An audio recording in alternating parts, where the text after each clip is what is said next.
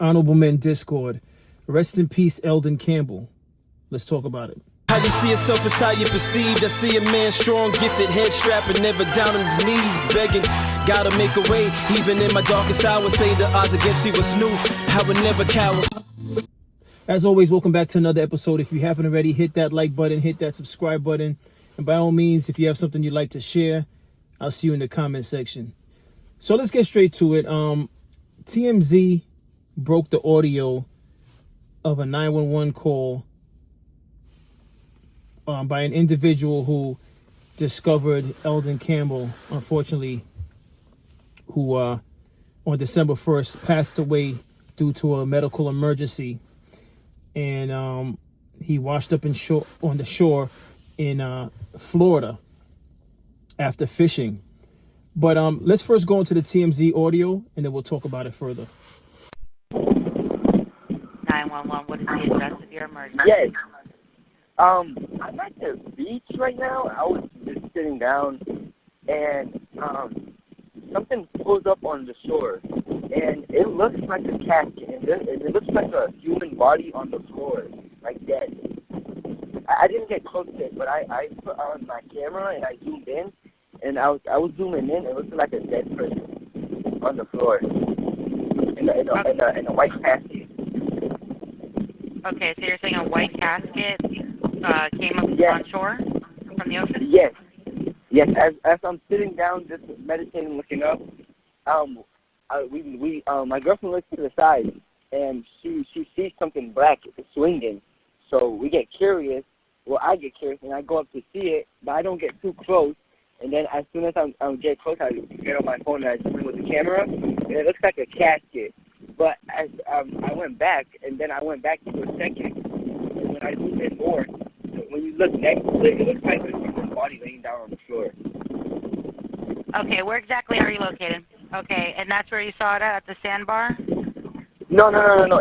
It's on like the actual beach, like washed up onto the shore.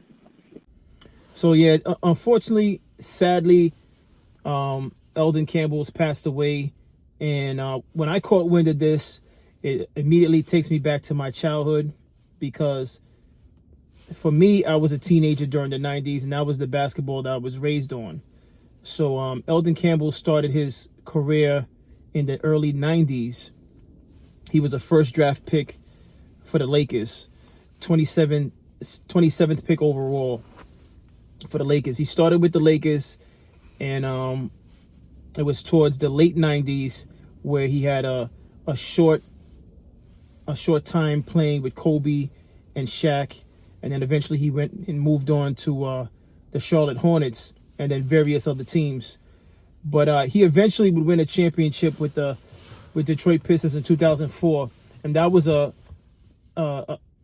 you can say it was a dynasty team because of the names. It was you had Chauncey Billups, who was at point. You had Rip Hamilton. You had I know I'm going to miss some of the names. Ben Wallace, Rasheed Wallace, and I can't think of the other names. I don't want to butcher it, but it was a team. As a matter of fact, that 2004 team, if I'm not mistaken, that same roster became legendary in a documentary because there was a fight that broke out against the Pacers, Indiana Pacers. And this is the time when Ron Artest, Metta World Peace, was on the Pacers. For those of you that's familiar with that, you know exactly that legendary fight that took place in the stands. But again, rest in peace to Elden Campbell. That's a part of my history. He passed away at age 57. I don't consider that old by no measure. And it's just a constant reminder for those of you watching, those of you gentlemen watching, to get out there and live your life. Because you might think you have everything planned, but God has a different plan. At least that's what I believe. We could say, in the next few years, this is what I plan to do. But that's all fine and well. But make sure you live in today and the day after and the day after. Wake up with purpose. Don't put anything to the side. don't put anything to the side. If there's anything that you know that you want to do, go for it. Book that trip. Go see that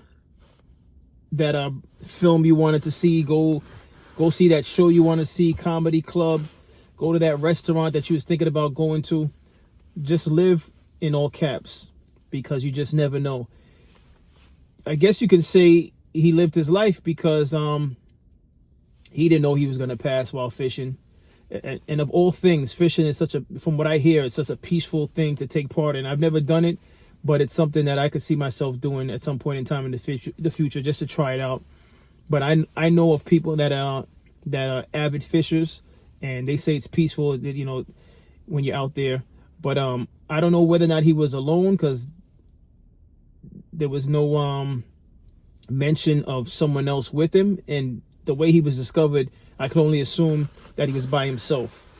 So we don't know the day and the time when we're gonna go, but the best thing that we can do is make sure we're living life to the fullest without any excuses. And that's the takeaway that I have from this. And when I see someone from the generation I looked up to pass away, it's just a reminder that we're on a clock. We're on a constant clock, which is why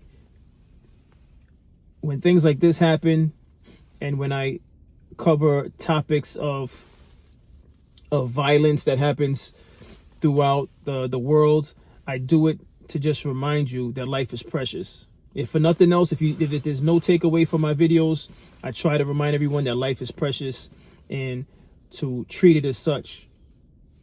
But that's all I have on this episode. I appreciate everyone for tuning in. If you haven't already, hit that like button, hit that subscribe button, tell a friend to tell a friend. I drop episodes daily at 5 p.m. Eastern Time. And as always, stay honorable.